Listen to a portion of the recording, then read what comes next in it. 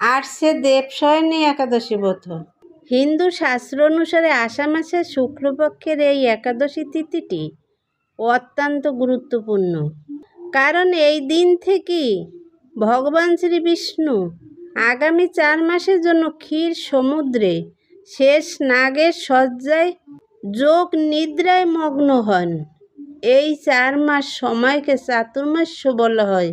এই ব্রত পালন করলে অতীতের সমস্ত পাপ ক্ষয় হয় এবং মন পবিত্র হয়, ভগবান বিষ্ণুর কৃপা লাভ হয়, সংসারে সুখ শান্তি বজায় থাকে, রোগ ব্যাধি দূর হয়, ভক্তি সংযম ও আত্মনিয়ন্ত্রণ বৃদ্ধি পায়, মৃত্যুর পর শুভ গতি বা মোক্ষ লাভের আশীর্বাদ পাওয়া যায়।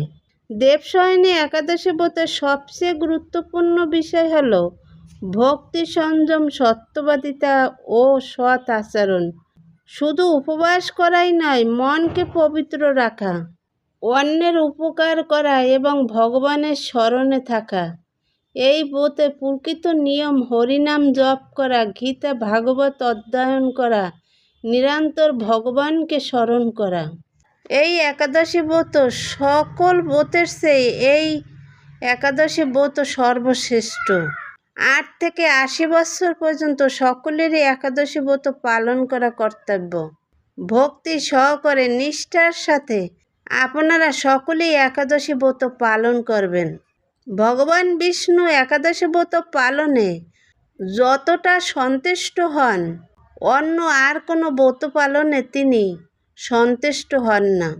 কারণ এই একাদশী ব্রতের দিন ভগবান বিষ্ণুর অত্যন্ত প্রিয়।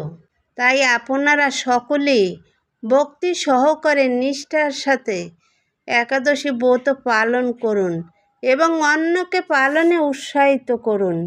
এই একাদশী থেকেই পবিত্র 4 মাস বা চাতুর্মাস্য ব্রত শুরু হয়। এই সময় হিন্দু ধর্মে বিয়ে, উপনয়ন বা গৃহপ্রবেশ, অন্নপ্রাশনের মতো শুভ কাজ বন্ধ থাকে। এই ব্রত ভক্তিভরে পালন করলে মানুষের জ্ঞান অজ্ঞান সমস্ত পাপ ধুয়ে মুছে যায় এবং মনের সকল সৎ ইচ্ছা পূরণ হয়। এই দিনে ভগবান বিষ্ণুর বিশেষ পূজা ও আরাধনা করলেন পরম পুণ্য লাভ হয় এবং অন্তিমে মোক্ষ বা বৈকুণ্ঠ ধাম প্রাপ্তি ঘটে। দেবশয়নী একাদশী এত শক্তিশালী, বৎসরে 24টি একাদশীর মধ্যে দেবশয়নী একাদশী বিশেষ গুরুত্বপূর্ণ। পদ্মপুরাণে এবং ব্রহ্ম বৈবর্ত পুরাণে অনুসারে একাদশীর উপবাস পালন করলে পূর্ব জন্মের পাপ মোচন হয় এবং সকল মনোবাঞ্ছা পূর্ণ হয়। একাদশী ব্রত পালন করে একাদশীর মাহাত্ম্য শ্রবণ না করলে বা পাঠ না করলে একাদশীর পূর্ণ ফল লাভ করা যায় না। তাই আপনারা ভক্তি সহকারে একাদশী ব্রতের মাহাত্ম্য শ্রবণ করুন। একাদশী ব্রতের মাহাত্ম্য। মহারাজ যুধিষ্ঠির বললেন, হে কৃষ্ণ, আষাঢ় মাসের শুক্লপক্ষের একাদশীর নাম কি? এর মহিমাই বা কি? তা আমাকে কৃপা করে বলুন। শ্রীকৃষ্ণ বললেন, ব্রহ্মা এই একাদশীর সম্পর্কে দেবর্ষি নারদকে যা বলেছিলেন, আমি সেই আশ্চর্যজনক কথা আপনাকে বলছি। শ্রী ব্রহ্মা বললেন, হে নারদ, এই সংসারে একাদশীর মতো পবিত্র আর কোনো ব্রত নেই। সকল পাপ বিনাশের জন্য এই বিষ্ণু ব্রত পালন করা একান্ত আবশ্যক। যে ব্যক্তি এই প্রকার পবিত্র, পাপ নাশক এবং সকল অভীষ্ট প্রদাতা একাদশী ব্রত না করে তাকে নরকগামী হতে হয়। আষাঢ়ের শুক্লপক্ষের এই একাদশী শয়নী নামে বিখ্যাত। শ্রী ভগবান ঋষিকেশের জন্য এই ব্রত পালন করতে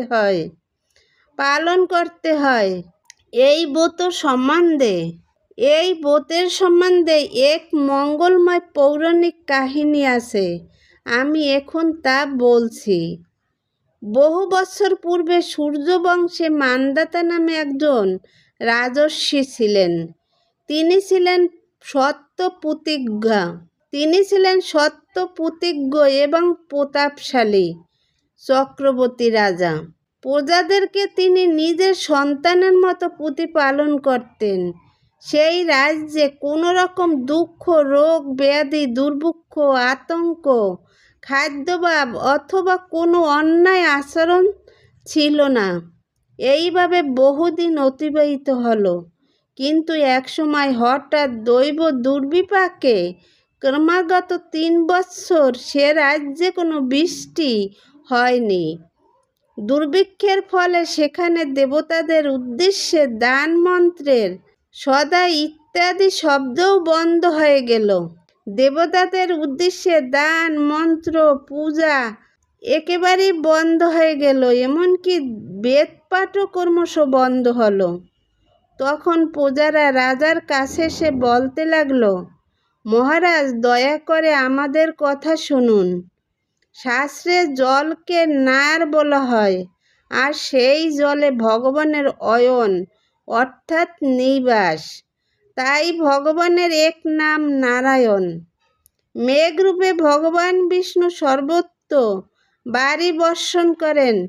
সেই বৃষ্টি থেকে অন্ন এবং অন্ন থেকে প্রজাগণ জীবন ধারণ করেন। এখন সেই অন্নের প্রভাবে প্রজারা ক্ষয়প্রাপ্ত হচ্ছে।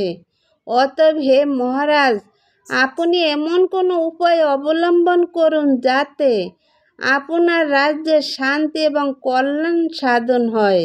রাজা মান্ধাতা বললেন, তোমরা ঠিকই বলেছ। অন্ন থেকে প্রজার উদ্ভব, অন্ন থেকেই প্রজার পালন। তাই অন্নের অভাবে প্রজারা বিনষ্ট হয়, আবার রাজার দোষেও রাজ্য নষ্ট হয়। আমি নিজের বুদ্ধিতে আমার নিজের কোনো দোষ খুঁজে পাচ্ছি না, তবুও প্রজাদের কল্যাণের জন্য আমি আপ্রাণ চেষ্টা করব। তারপর রাজা ব্রহ্মাকে প্রণাম করে সৈন্যসহ বনে গমন করলেন। সেখানে প্রধান প্রধান ঋষিদের আশ্রমে ভ্রমণ করলেন। এভাবে একদিন তিনি ব্রহ্মার পুত্র মহা তেজস্বী অঙ্গিরা ঋষির সাক্ষাৎ লাভ করলেন। তাকে দর্শন মাত্রই রাজা মহা আনন্দে ঋষির চরণ বন্দনা করলেন। মুনিবার তাকে আশীর্বাদ ও কুশল প্রশ্ন জিজ্ঞাসা করলেন। রাজা তখন তার বনে আগমনের কারণ সবিস্তারে ঋষির কাছে জানালেন।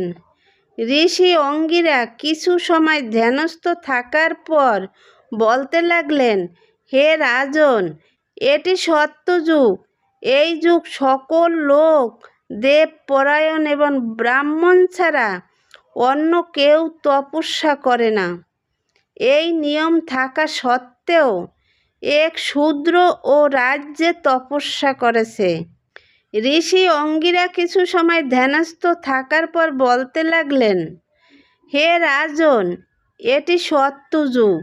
এই যুগে সকল লোক দেবপরায়ণ এবং ব্রাহ্মণ ছাড়া অন্য কেউ তপস্যা করে না। এই নিয়ম থাকা সত্ত্বেও এক শূদ্র ও রাজ্যে তপস্যা করেছে। তার এই অকার্যের জন্যই রাজ্যের এই দুর্দশা। তাই তাকে হত্যা করলেই সকল দোষ দূর হবে। রাজা বললেন, হে মুনিবর, তপস্যাকারী নিরপরাধ ব্যক্তিকে আমি কিভাবে বধ করব? আমার পক্ষে সহজসাধ্য অন্য কোনো উপায় থাকলে আপনি তা দয়া করে আমাকে বলুন। তদুত্তরে মহর্ষি অঙ্গিরা বললেন, আপনি আষাঢ় মাসের শুক্লপক্ষের শয়নী নামে প্রসিদ্ধ একাদশী ব্রত পালন করুন। এই ব্রতের প্রভাবে নিশ্চয়ই রাজ্যে বৃষ্টি হবে।